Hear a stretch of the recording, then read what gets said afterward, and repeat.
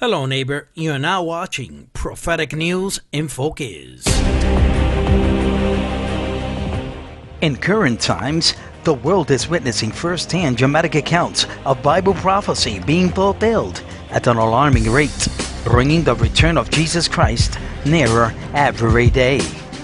This week, Prophetic News in Focus presents a prophecy update. In today's broadcast, we will explore the scriptural passages that reveal these truths to a searching generation. Welcome to another broadcast of Prophetic News in Focus. In this week's headlines, delegations in Cairo negotiate ceasefire. IDF remains in defensive positions. Mastermind behind murders arrested. And Gazans return to their homes.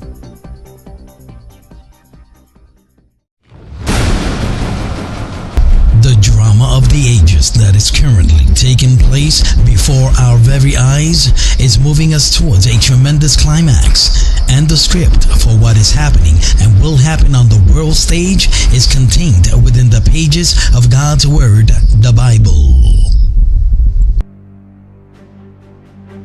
And as he sat upon the Mount of Olives, the disciples came unto him privately, saying, Tell us, when shall these things be? And what shall be the sign of thy coming and of the end of the world?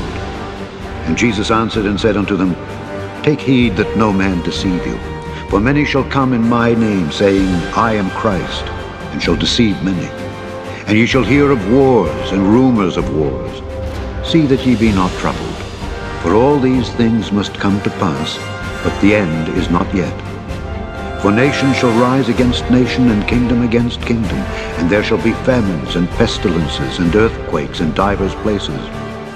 All these are the beginning of sorrows. Shalom, as the ceasefire is becoming already a fact on the ground, we are here near the Iron Dome system, which is situated in the Gush Dan area, the center of Israel. This is the Iron Dome system, which basically has intercepted many of the missiles and the rockets which were fired to this area. This is the Iron Dome system, which was protecting the Ben Gurion airport. We heard a few words here summing up this stage of the protective edge operation. Many people here are emphasizing that nothing here is over until it's over. For us, there is no ceasefire. As you can see, the launchers are behind me. Everything is set and ready. Historically speaking, all previous ceasefires were broken, and we will stay in such preparedness for a long time, I think. We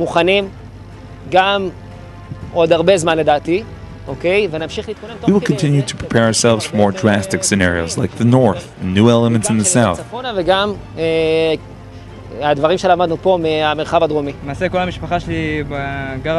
My whole family lives in the central Israel, and after every interception we were very excited, thinking about where the missile could have hit.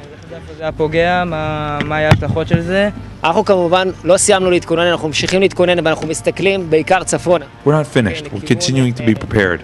We are mainly looking up north. We expect to meet larger challenges there.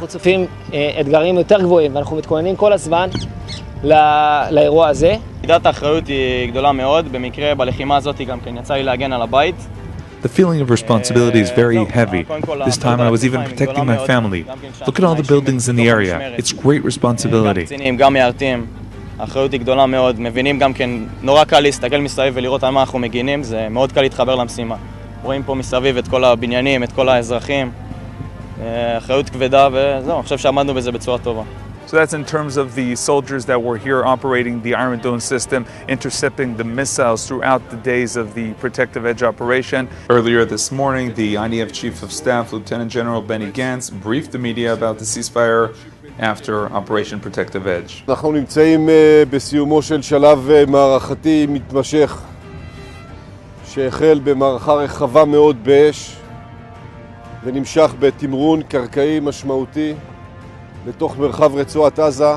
חמאס ספג פגיעה קשה מאוד בכל אחד מהמערכים שלו. האשמה הטרגית מונחת במנהיגי החמאס שגרמו לכך שהם פועלים מתוך אוכלוסייה אזרחית בצורה חסרת הבחנה, ואני ממש מקווה שהלקח הזה יופנם בצורה משמעותית בעתיד ברצועת עזה, כי אנחנו לא נהסס מלהמשיך להפעיל את הכוח שלנו ככל שידרש, על מנת להבטיח את ביטחונם של אזרחי מדינת ישראל מקרוב ומרחוק. Prime Minister Benjamin Netanyahu gave a press conference to foreign journalists on Wednesday to provide an update on the operation. Netanyahu began by noting that Israel is ready if the ceasefire is violated, saying the situation has improved since the war and that more units have been employed along the Gaza border. The goal of Operation Protective Edge was and remains to protect Israeli civilians. That means to protect our people from roughly 3,500 rockets, 3,500 rockets that Hamas and the other terrorist groups have fired on our cities, on our towns, on our civilians, on our children in the last month. The goal of this operation was to protect our people from the threat of terror tunnels built to send death squads into Israel to commit terrorist atrocities against Israel's civilians, to kidnap and to kill. Israel deeply regrets every civilian casualty, every single one. We do not target them. We do not seek them. The people of Gaza are not our enemy. Our enemy is Hamas. Our enemy are the other terrorist organizations trying to kill our people. And we've taken extraordinary circumstances and measures to avoid civilian casualties. So it's a ceasefire. Are we hearing peaceful messages from the Hamas? Not really. Hamas deputy leader Musa Abu Marzouk said on Wednesday that there has been no agreement to extend the 72-hour ceasefire, this according to AFP. Abu Marzouk is part of the PA delegation holding indirect talks with Israel in Cairo. Israel indicated on Wednesday it was prepared to extend the ceasefire as Egyptian mediators pushed for a durable truce, but Hamas was quick to reject that notion, with a spokesman saying that the sides would resume fighting immediately at the end of the 72-hour ceasefire at 8 a.m. Friday morning. Another Hamas official, Ismail Radwan, said that there is no extension of the truce. There will be no extension to the ceasefire, he declared, because Hamas to this moment has not yet received Israel's response to its demands. Israeli ambassador to the UN, Ron Prosor, sharply criticized the UN on Wednesday after Security General Ban Ki-moon accused Israel of war crimes against Palestinian Arabs in Gaza during Operation Protective Edge. It might be too much for you, or to ask you, to stand on our side in this battle between civilization and barbarism. But at least have the decency to swallow your selective outrage as Israel wages war against the extremist groups seeking to eradicate the values that we all hold very dear. Mr. President, Israel is on the front line. Earlier, Ban accused Israel of war crimes in Gaza, saying that the fighting has raised difficult questions of proportionality, attacks on civilians, and whether Israel abided by international humanitarian law. Of course, we understand the legitimate security right to defend Israeli citizens from the threat of rocket attacks by Hamas. At the same time, the fighting has raised serious questions about respect for the principles of distinction and proportionality in international humanitarian law. Perhaps nothing symbolized more the horror that was unleashed on the people of Gaza than the repeated shelling of UN facilities harboring civilians who had been explicitly told to seek a safe haven there. Many groups have canceled their visits to Israel these days because of the situation in the south and throughout Israel. Diplomatic channels were flowing on Wednesday in Cairo as the 72-hour ceasefire in fighting held in place.